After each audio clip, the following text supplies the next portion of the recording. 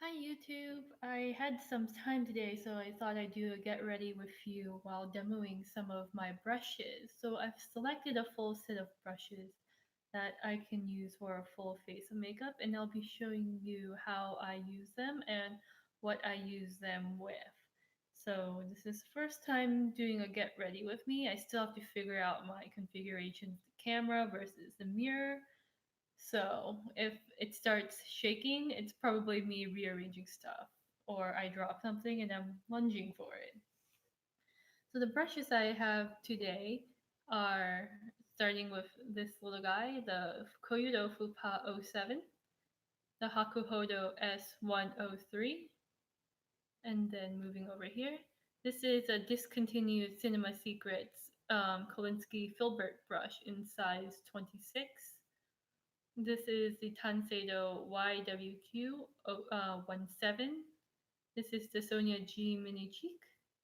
This is the Tanseido SS14. This is the Shu Uemura 60B. This is the Hakuhodo 122. I think it's the G, but I know this exists in the S version, but that's sold out right now. And then this is the Koyudo Cherry Birch Medium Eye Brush. This is the Ray Morris number 8. And then this is a Q-tip because every person doing makeup should have a Q-tip. And this is a lash comb. I got this one off Taobao. I used to know the name of the brand. I'd have to look it up again. But Hakuhodo sells these too, and I'm sure you can find them on eBay by various manufacturers.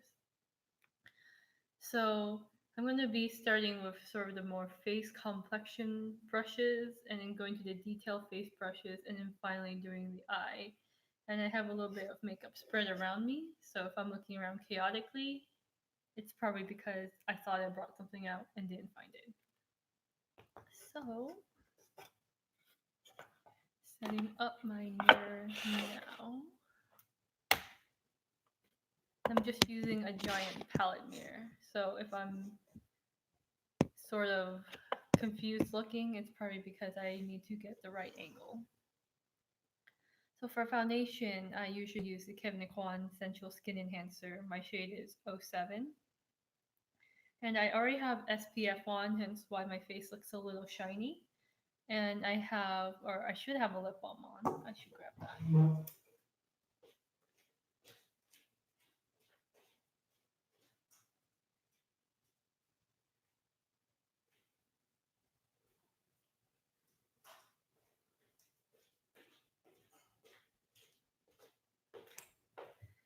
So as far as skin prep goes, I usually have some sort of SPF under all my makeup, and then if my lips are dry, like right now, for some reason, I think we have Santa Ana winds where we are in Southern California.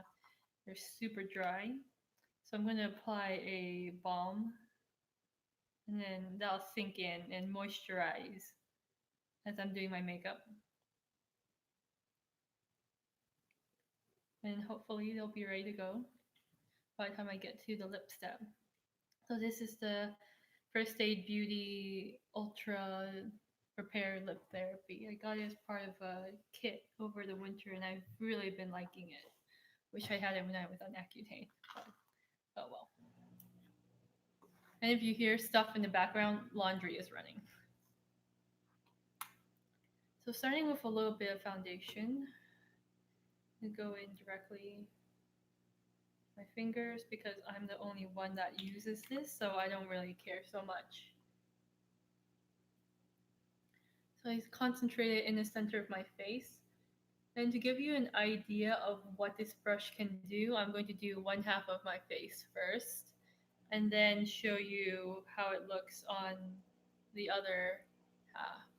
Or actually, for all the brushes, I'm going to be doing that. Give you an idea of application, and then some of how it turns out will be influenced by the product choice. So this is a dense goat brush. It's Hakuhodo, I think. It's not Sokoho, it's not Saikoho. It's one of the lower grades, but it's still pretty soft to me. I know some people have very dry skin and very sensitive skin. Um, say that it feels prickly. I've never had that experience, even when I was on Accutane, and that was the driest, most uncomfortable period of my life, skin wise. Like, oh my gosh, you people with dry skin, I feel for you now. Sonia G really likes this one as a mini alternative to the Radiance brush. And it was because of reading her blog that I got this. So as you can see, minimal foundation. Well, it's very full coverage to begin with. And that brush just blends it out and evens out everything on my face wherever I apply it. So what I like about this is I can use a really broad stroke like this to spread it and then like just turn it at different angles, and then because there's so much hair it just blends everything out flawlessly. Like I'm just over blending right now because I want to just show you how the brush moves. And the great part about it, once it's kind of blended your foundation in, it doesn't push it around or uncover spots. So as you can see, huge difference, all thanks to this brush and this foundation. I wouldn't use this with a very runny, like say gel serum type foundation. Anything more like silicone or like that comes out a little thicker would be ideal. However, if you do have regular liquid foundation, what I suggest with it, instead of just applying it and spreading it out only a little bit, I would spread it out like as far as you can and then just use the brush to blend. Because I use a cream foundation, I can afford to just pat it on and then use the brush to both spread and blend it out. So to clarify, if you have a liquid foundation, spread the foundation with your fingertips or another brush all over your face first, and then use this brush to blend everything in. If you use a cream foundation, just go crazy. And I like to take what's left over on the brush and bring it down my neck. It's also good for lymphatic massage or lymphatic drainage massage. So I have a little bit of redness here. I'm gonna take a tiny bit more foundation, like tiny bit, and just pat.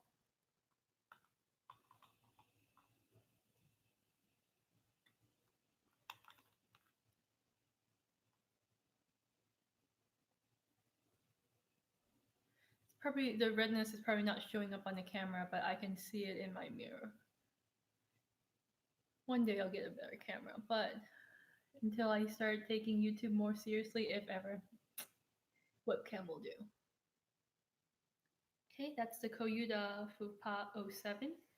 Pretty thick, dense brush. And then I'm going to use a liquid cream contour. This is from a Korean brand. I don't know how to pronounce it, the Sam. And then this is their contour shade. So if you're anything darker than say NC25, this will be pretty useless. For me, it's a good sort of the finer shade. Comes out with a doe foot, and I'm just gonna take a little bit. And then now I'm going to take my discontinued Filbert brush and then sort of blend it down and push it up into my cheekbones to kind of shade and look like it's been carved out. This is a little warmer than what I would typically use for contour, but this is just laying the base and warming up the face a little bit. It's not a perfect contour shade for sure. But I like layering cream products under powder. I'm going to use a powder contour later, which I will show you and show you which brush I use it with. This should just give it a little bit of definition and lay the groundwork for what's going to come on top of it later.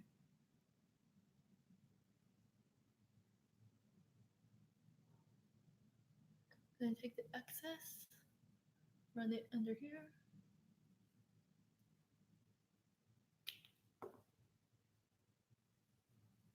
I'm just using it basically like the paintbrush it is. Now that I have a little bit of definition back to my face, I can kind of see where I want to place everything else after.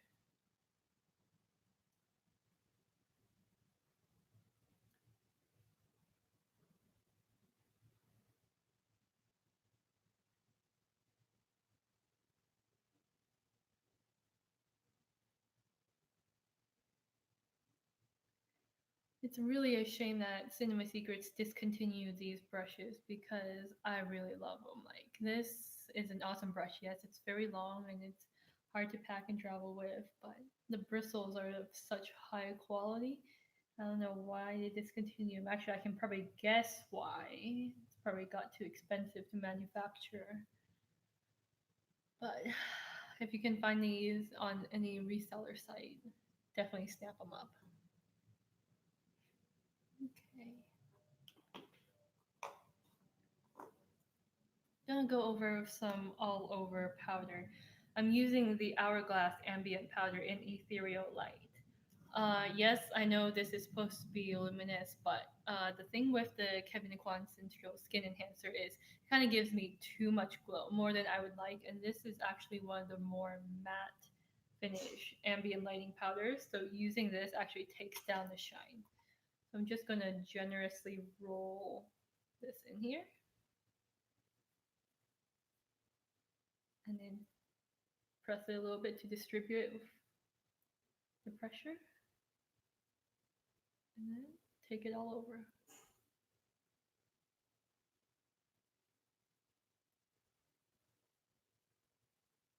And this will also facilitate the blending of powder products over it later.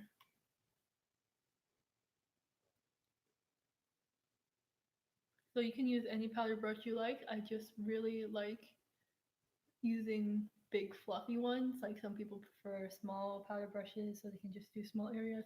No, my face is an oil slick. I need it everywhere, or it will turn into an oil slick. And as you can see, if you use it on the side, it's pretty decently big size brush. However, if you use just the tip, you could definitely use this to just apply blush. Or if you like using contour to define your face, I mean bronzer to contour your face, you can just roll up the side like this to blend, to apply and blend actually. But that's for another time. Okay. Foundation on, foundation set, moving on to face. I like to start with contouring usually because it gives me the shape, and then I just apply all my color on top of it. So for contour, lately I've been really liking the Sonia G Mini Cheek. Showed this in the Sky Face set. Since washing, it's fluffed out a little bit, but I always keep in a brush guard, so this might be not as fluffed out as you're used to seeing it, but this is the shape I prefer it in. And then it's a very nice size that can be used for a lot of things. So it's very versatile. If you were not crazy like me and have hundreds of brushes, you'd probably just be good with using a microfiber cloth to buff, buff, to wipe, and then you could use it with another product right away. So what I like about this one is I can buff in circular motions to really blend things out. That's actually heavier than I would normally do it. So what I'm going to do, I'm going to take my foundation brush. I'm going to kind of wipe it off.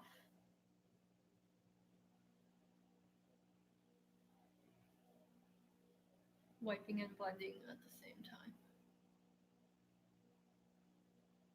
And that's a great trick you can do if your foundation brush, regardless of what it is. If you've over applied anything, like, it gets a little tricky once you've applied more products on, but you can always take your foundation brush or take a dense, clean brush and kind of erase any mistakes.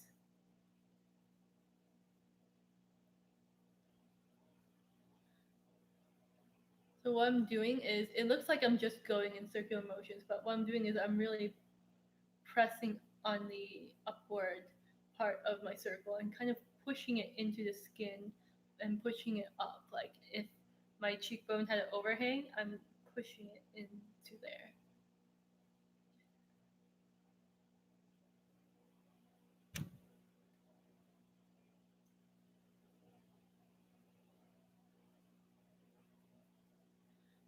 And this brush, you can also take it down the neck if you wanted to. I'm not being that extra today, so we'll leave that alone. And then this is a great size to carve out the eye socket and the temple. So I'm just applying it indiscriminately over the entire eyelid, and it just kind of carves out the area a little bit. Like you can see, this looks pretty flat. This looks like it has some definition to it, like I have an orbital bone actually. So even though in the final result you probably won't know that I did anything here at all, it's these little subtle layering tricks, I guess. No, it's just layers upon layers that makes the final result look really good. Now, I don't do this every day. My normal makeup routine takes 5 minutes, mostly cream products and like 3 brushes. So I'm really taking my time today because I have the time to enjoy it. Of course, you can always omit or add more steps as you see fit or necessary. Go down the side of the nose. And that's what I do like about this brush. I can use this edge, carve this out. I like to follow the hollow of the eye down. So starting in the hollow of the eye and then bring it down. If I want to sharpen my nose further, I use highlighter down the middle. And something that I like doing when I'm too lazy to actually apply mindfully, I just put my finger there and it acts as a blockade, and then that sculpts it for me. I mean, you don't have to use your finger, you can use like something else like a mascara. It just depends on what you have on hand. Alright, contours on. I am feeling like bright today. So I believe this blush has been discontinued by Urban Decay, which is a shame. This is bittersweet. It looks bright purple in the pan, but it goes on as a very nice pink. Or it goes onto my skin anyways. It's very fresh.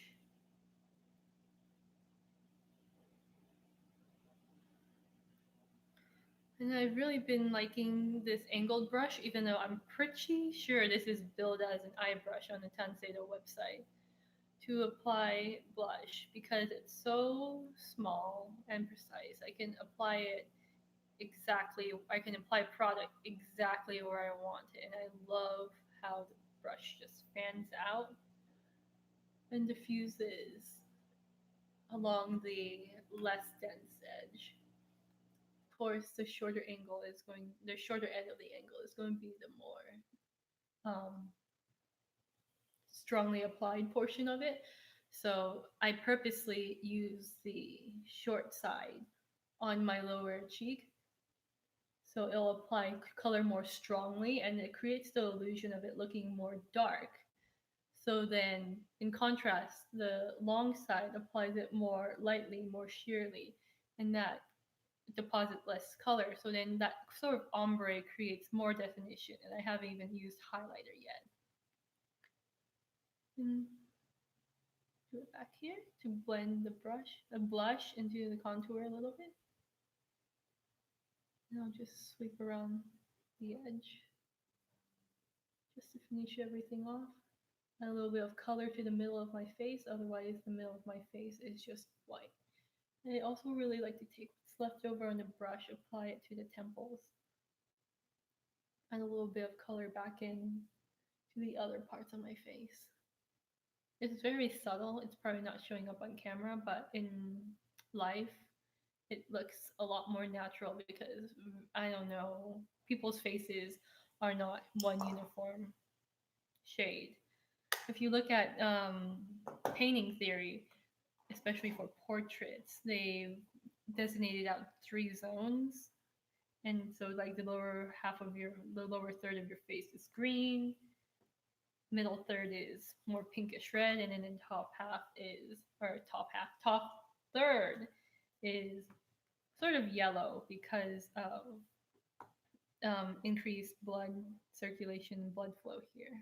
I should stop talking. Anyways, this is a soft light by Smashbox. This is way, way old. This is called Prism. It's a very light, I wouldn't quite call it a highlight. They say it's a all over powder, kind of like the ambient finishing powder from Hourglass. This came way before ambient lighting powders. But I still have a couple of these. I bought them when they went on sale as they were about to be discontinued, so I have a ton of them. This is my second to last one. And I really just like using this as a blush topper. Yes, I hate that term, but it's oh well, maybe I just hate it because it's a term for something that people have been doing for forever, but now they're marketing it as a separate thing all by itself. Okay. I actually am going to wipe this brush off and use it for a little bit of highlight down my nose. Gonna go into the Kevin Aquan highlight side of the duo. I like to start up here. Bring the forehead out a little bit. I do it in sort of like a T. And then just a little bit in the middle, I leave the tip alone. Okay. Alrighties. So, this brush, I don't think I've actually seen, no, actually there are a couple videos of somebody actually using this, but this is how I use it. The 122, I'm pretty sure this is the G. I'm not sure what other series would be from. This is from before they printed the names on the brushes. They have the S22, but for some reason the gray squirrel eye brushes have been out of stock forever. So the supply issue, have no idea when they're gonna come back. I'm using a Burberry single eyeshadow. I think this is the wet dry formula. There's several iterations of this. One of them is I think the silk. This is the wet dry. I always use it dry. This is 202 rosewood. So as you can see, it kind of has the same effect as this brush. So how you angle it determines how the color applies. So hence why the long end is on the top and on the outside, because I want that to be more diffuse, more light, and then just creates dimension without me really trying. Just going back and forth and blending until I'm satisfied with it. I'm going to use the clean side of it to sort of clean up a little bit. And by clean side, I mean this flat edge. So here's the angle, here's the edge, here's the side of the long angle. I'm just using that to wipe. And then darken it up a little bit here. This time I'm using it like this, straight down on the eye, because I really want to get that color concentrated on there.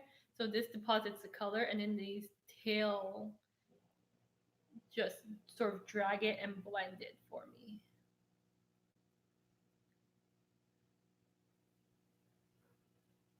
This is one of those brushes that's not intuitive, but once you play around with it, you end up really liking it.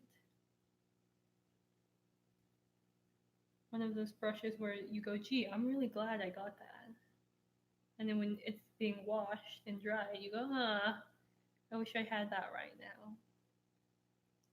believe they have a more angled version of this too. Like if you go to the Hakuhodo website and you like sort, you go to all brushes and then you sort by hair type, it should pop right up. That one is still in stock, I think.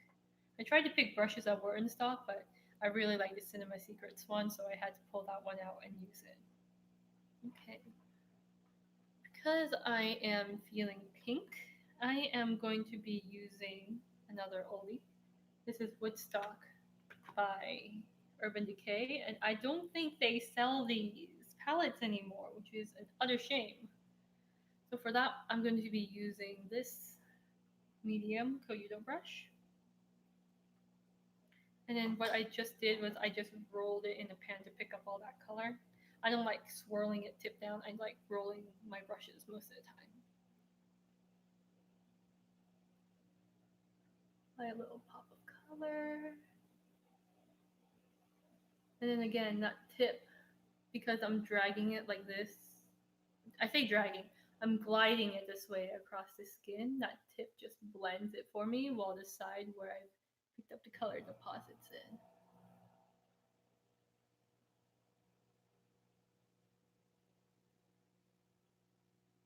And I don't really care that I'm going the other way here. It all does the same thing.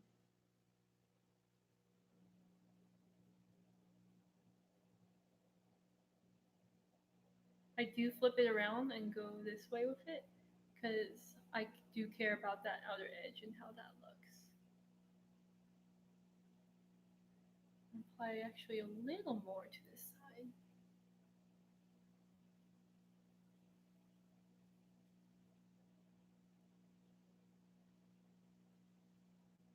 Normally, if I was in a rush, skip the eyeshadow, just put on a shiny primer, and then I'm good to go. But because I have the luxury of time today, I'm talking to you guys and doing pretty makeup.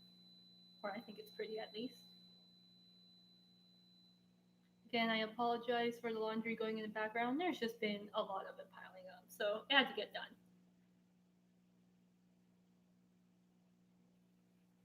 Or hopefully you don't hear too much of it. It's quite loud on my side. Okay, so now I have a little halo of pink going on. And because I decided, wow, that's too much. Well, it's not too much, but more than I'd like. I'm going to take this and just go, I'll run it along the edge of it and blend. And then I'm going to wipe it off. Back of the hand works perfectly fine for this. And blend.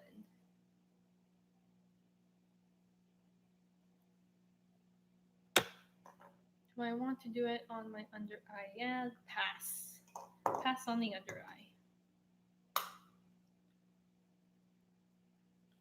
What I'm going to do next is I'm taking this angled brush. It's supposed to be a eyeshadow brush, but I mean eyebrow brush, but I'm using it as an eyeshadow brush. I'm gonna put in this dark purple color. I'm gonna use it to line my eyes a little bit.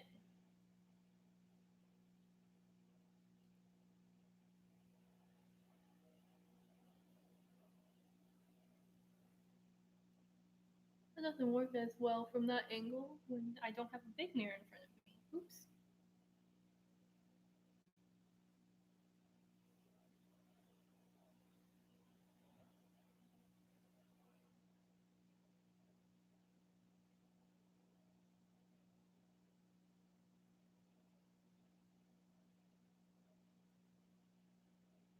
So as you can see, that definition is building there. I dragged it more towards the middle, so I'm going to do the same on this side. I'm sort of stamping and lightly pulling it to blend a little bit, just a little bit.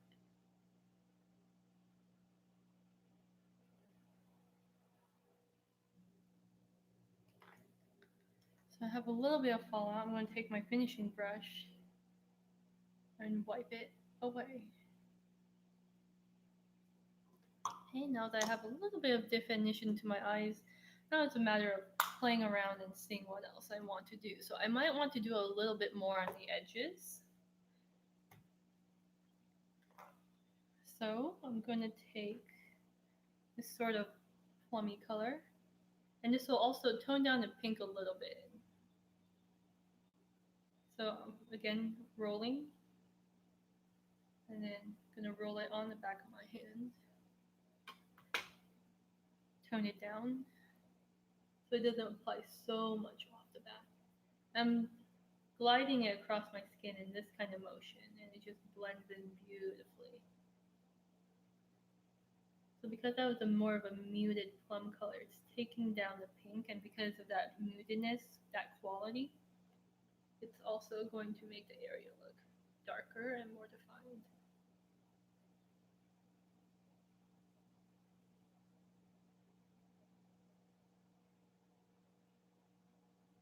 Okay, I'm taking what's left on my brush and just almost using it to outline my socket. Okay, and breathe. Taking this, blending my under eye, or applying to my under eye rather. Okay. I'm gonna go back with this brush, the medium cherry birch brush, into a lighter color. To highlight the inner corner. And I'm using the point of it now to highlight the inner corner.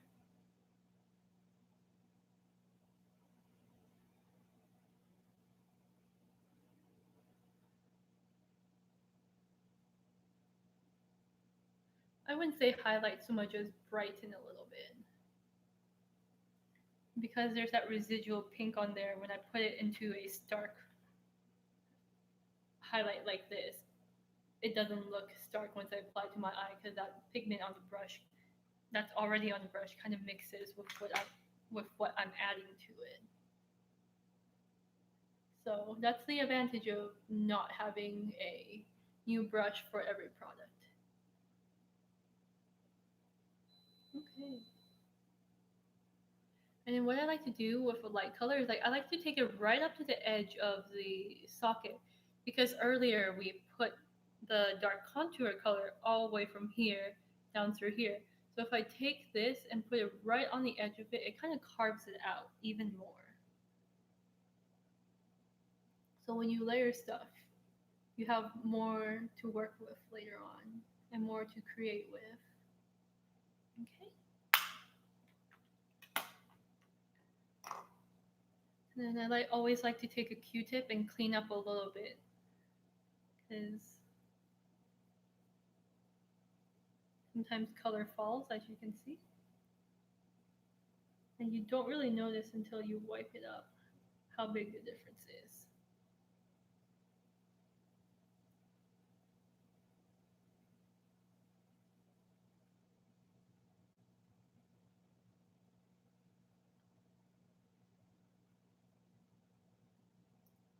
Using it to blend a little bit.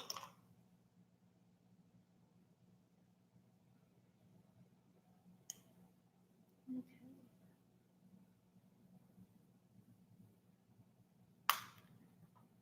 I'm not sure I want to apply mascara with people watching, so I might disappear for that for a couple minutes.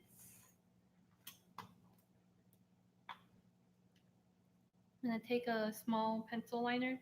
This is in this sort of purple color with a red and purple shimmer. Layering that right on top of that purple liner I used with the angled brush earlier. That purple underneath, the purple shadow underneath the purple pencil makes this look a lot softer.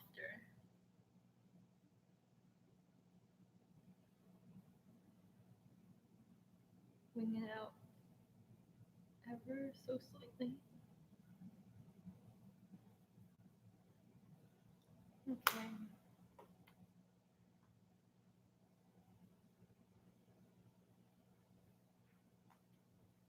I'm kind of satisfied with how my lip color is today, so I don't think I'll apply anything. I'll just leave the balm on there and call it done. So, mascara time. I might just disappear to do this, so hang tight.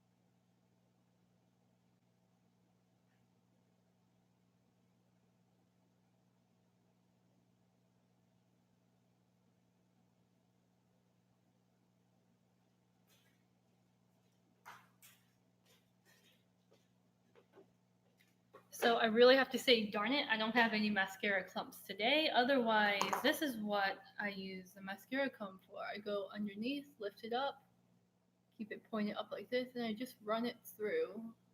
I mean, it would be helpful if I did multiple coats of mascara. But that was 2 coats of mascara on each eye without waiting for it to dry. And then I didn't get clumps today, but that's typical of this mascara. I think it's the Make Long and Curl by Heroin. It's the same one that makes the Make Long and whatever volume. I'm blanking on it right now. But normally I'll just use this to comb out my eyelashes. So those were all the brushes. And I think I'm done with my makeup. Hmm. I just take this.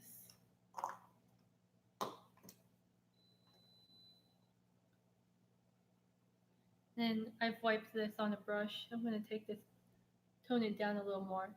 Kolinsky is a awesome bristle. It basically acts as an eraser when it's dry.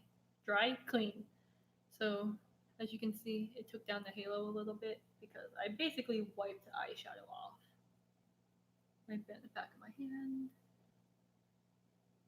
And again.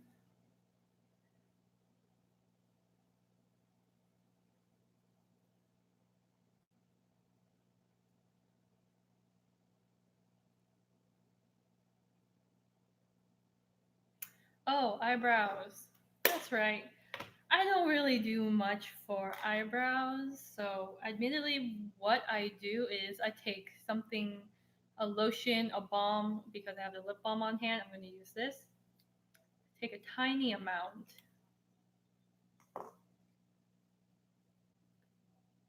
and apply it to the hairs. Give it a little bit of a coating. And now, what I do is I brush through it and I use the brush to arrange the hairs how I want them.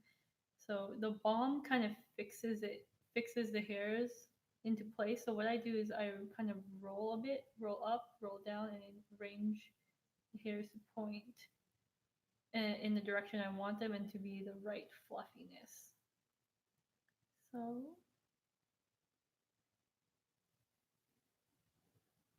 obviously, if you need to pencil in your brows or use a pomade, do that. But this is what I do on most days, and I usually can't be bothered to draw them in. If I know I'm going to be taking pictures, then I'll actually fill them in a little bit. Kind of like the bald spots.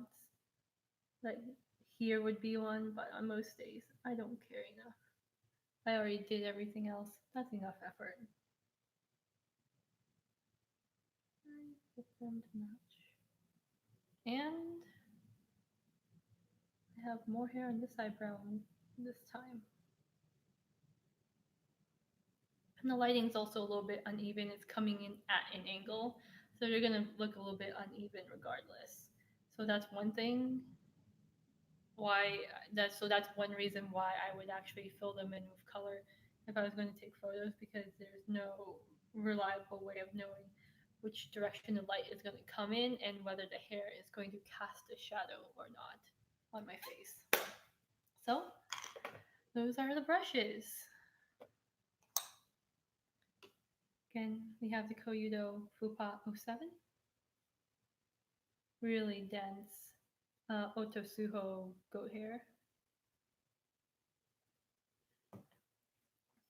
Hakuhodo S103. They also sell this in a less expensive version called the B103. Exact same brush head. You just have a basic silver nickel handle and a black wooden hand. Silver plate, not silver plated. It's silver colored, nickel plated ferrule on a black wooden handle. There we go. But otherwise, same brush head, same functions. And in the Tanseido YWQ17, it's a looser brush, but it's so shaped. I love it. Like all these different surfaces to use. This surface, the tip. It's fantastic. And if you press it, like really press it, you can use this with bronzer because it has a very nice spread. And then you could use it for setting powder too. I don't know if I would use it for that. The Sonia G Mini Cheek. This one is a dyed and undyed goat hair mix. Again, pretty shaped. Has a little bit of looseness to it. It's the size that makes it so versatile and wonderful. The Tanseido SS14. This is made of squirrel. It's an angled eye brush. I use it as a cheek brush.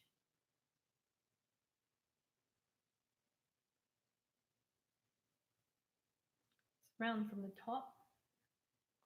Actually, I think all except three of my brushes. Well, four of my brushes today are all round brushes. The Ray Morris number 8. Something cool about this is that it's magnetic. Well, actually, all of her brushes are magnetic. So when I wash this, I just stick it on something, like my bookcase is stainless steel, so I can stick it anywhere and it'll just hang upside down and dry. All my other brushes, I have to kind of finagle them another way, but washing my brushes is entirely different topic altogether. But this is pretty cool.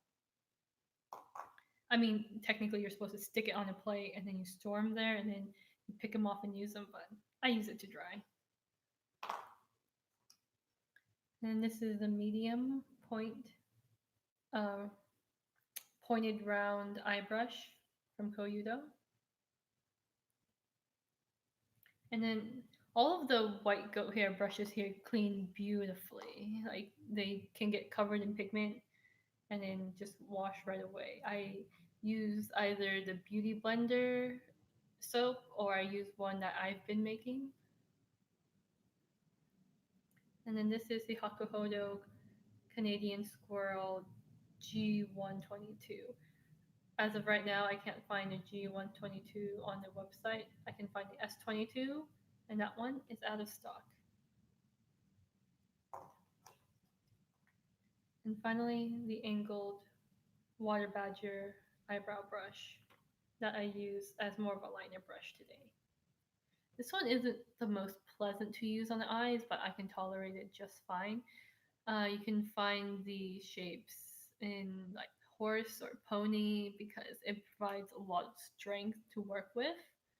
I don't believe I've seen this in this shape in squirrel before. I think I've seen it in Fitch, and I think I've seen one in gray squirrel, but I've never seen one in goat because goat has a tendency to frizz a little bit.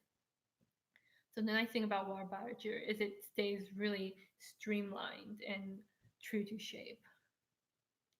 All right, I hope you enjoyed watching this video and maybe picked up some tips or inspirations on how to use your brushes if you have these brushes or you have something similar. And I will see you in the next time whenever I can.